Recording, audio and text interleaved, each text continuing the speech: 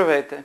Казвам се Михаил Балтов, доктор по икономика, управленски консултант и бивш баскетболист. Искам да разкажа за опита си с мои приятели, собственици на малка производствена фирма за битови мебели. Те разработиха бизнес идеята си и започнаха нейната реализация. В момента искам да ви представя единият от тях, Велизар. С моя партньор решихме, че ще успеем, защото познаваме производството. И двамата сме амбициозни и упорити, но добре се разбираме. Те се сблъскаха с много проблеми, които започнаха да разрешават благодарение на един малък банков кредит. Шанс за тях бе и подкрепата, която получиха от голяма мебелна верига, която още в самото начало ги подсигури с конкретни поръчки. Оборудвахме се, назначихме 3 работници, подготвихме си производствената и счетоводната документация и започнахме. Повече от половин година работата вървеше много добре. Мебелите се търсеха, поръчките нарастваха.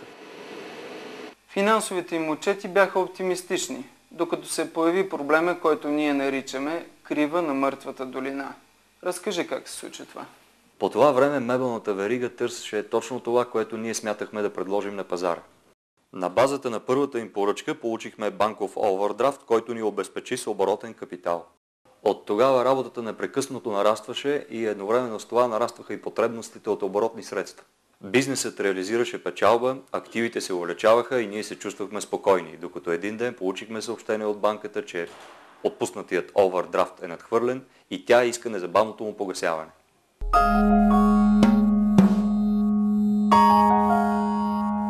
Появи се нещо, с което все още не бяхме се сблъсквали.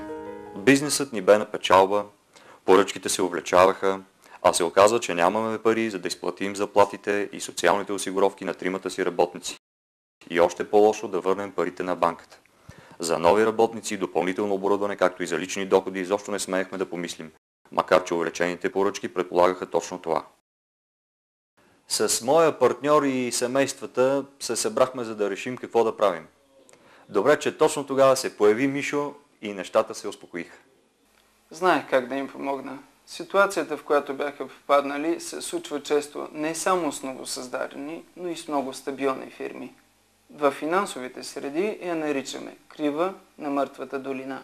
Много предприемачи попадат в тази клопка, да не могат да се справят с бързото нарастване на продажбите си.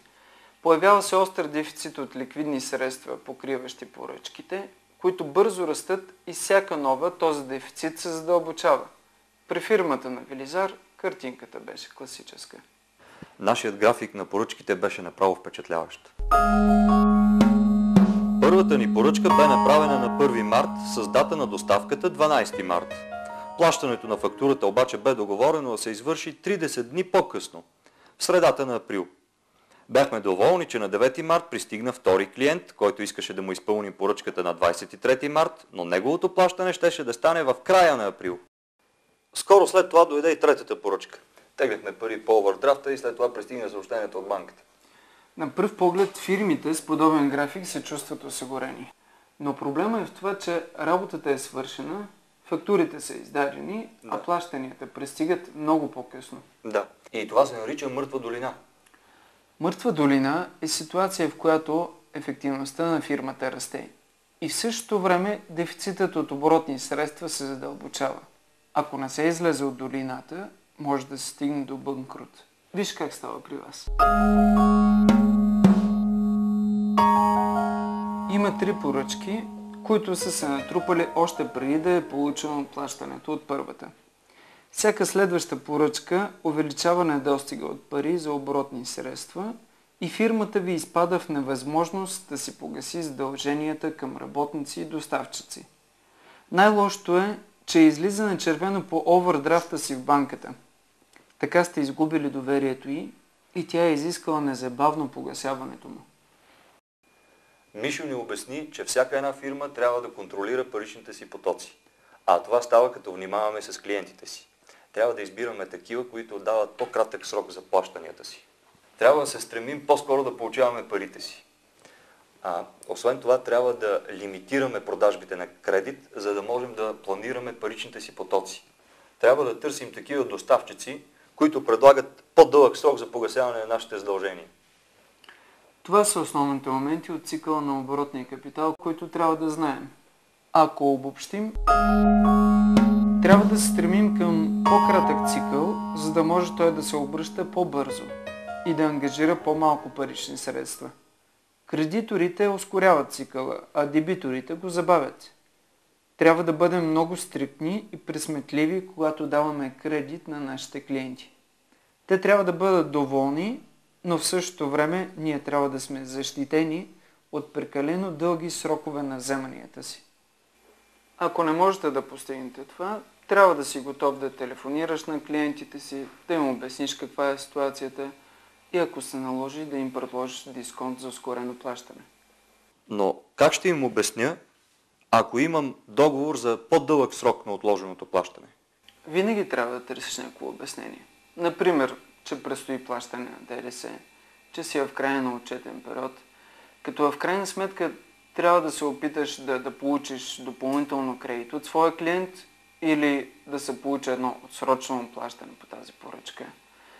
В противен случай те трябва да бъдат наясно, че едно забавяне при теб в крайна сметка ще рефлектира с проблеми в техните графици. Не бих могъл да си го позволя. Преди години практиката беше да се работи с материали на клиента, т.е. на ишлеме, или се договаряха някакви авансови плащания. А ако искам да сме конкурентно способни и да печелим, трябва да предлагаме по-дълъг срок на вземанията си. Иначе никой няма да иска да поръчва при нас. За да останеш в бизнеса, трябва да контролираш строго паричния си поток. Друг начин да повлияеш своя полза за съкращаване на търговския цикъл е да работиш добре с кредиторите. Златното правило е: договаряй се индивидуално с всеки доставчик и кредитор. Държ банката си в течение на своите текущи работи. Никой не обича изненадите и спазването на добрите отношения с кредиторите води до постигане на отстъпки от тяхна страна. Разсрочване на плащания, по-дълъг период на издължаване.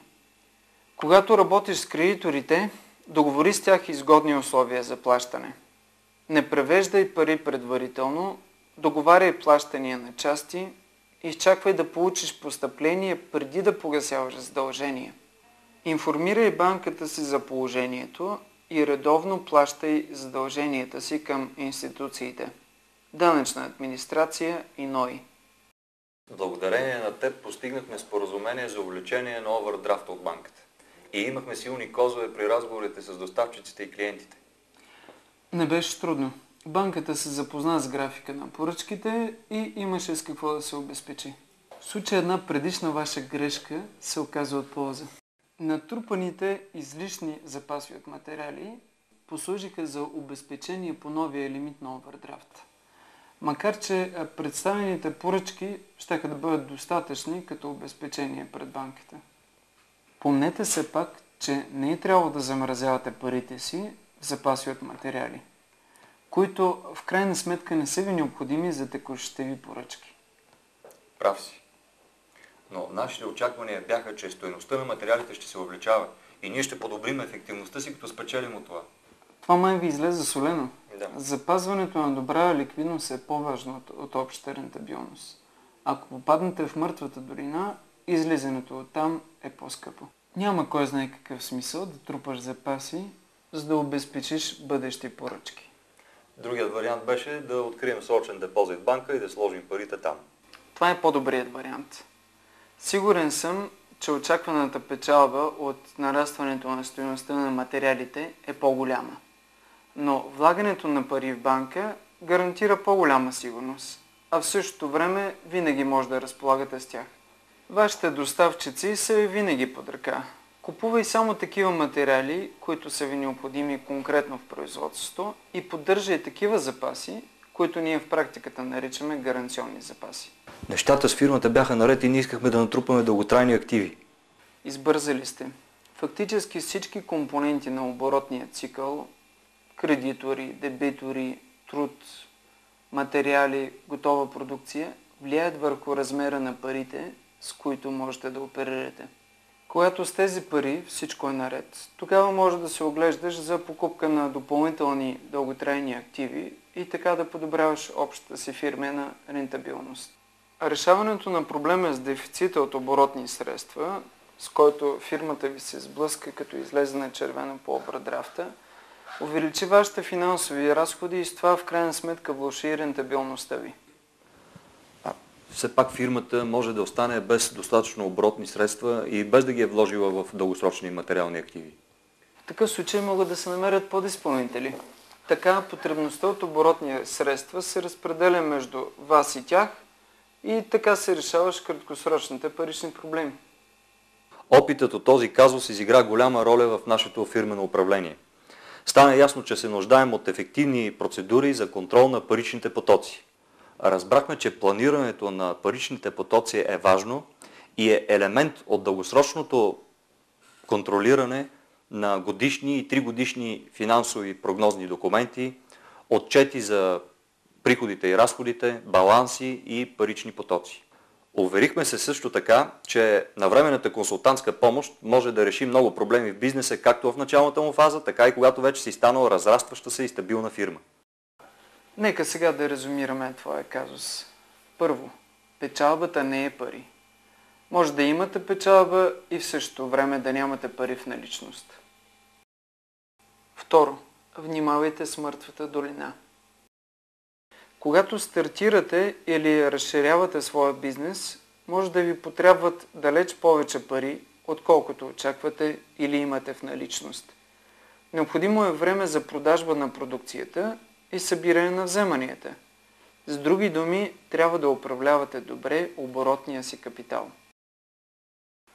Трето, може да ускорите събирането на вземанията си като избирате клиентите си внимателно, спазвате лимити за кредитиране на клиентите си, предприемате мерки за ускоряване на плащанията. Четвърто, работете с кредиторите си внимателно. Ако се договаряте с тях, спазвайте договорките. Помнете, че трябва да имате добри условия за плащане, да можете частично да плащате при големи поръчки, да не плащате предсрочно на кредиторите си, да информирате за всичко банката си, да си плащате данъците редовно.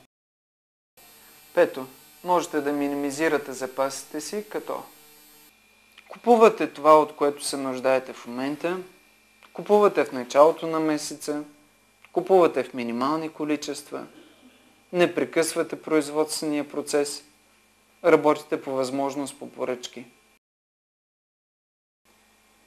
Това е. Радвам се, че се видяхме. Благодаря. Благодаря за помощта.